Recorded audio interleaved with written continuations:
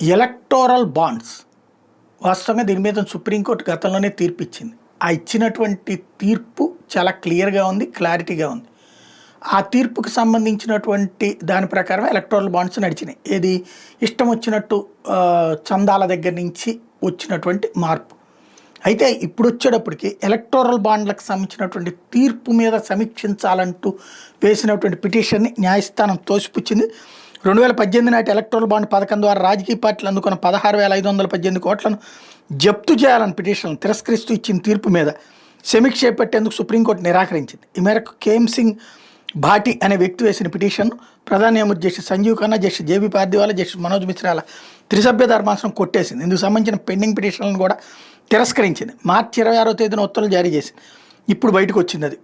గత ఏడాది ఫిబ్రవరిలో అప్పటి సీజీఐ జస్టిస్ చంద్రచూడ్ సారథ్యంలో 5 సభ్యుల రాజ్యాంగ ధర్మాసనం ఎలక్టోరల్ బాండ్ల పథకాన్ని రద్దు చేసిన నేపథ్యంలో ఆ బాండ్ల పథకం మీద సుప్రీంకోర్టు సారథ్యంలో విచారణ జరపాలని, ఆ నిధులను జప్తు చేయాలంటూ వేసిన పిటిషన్ని తోసిపుచ్చింది.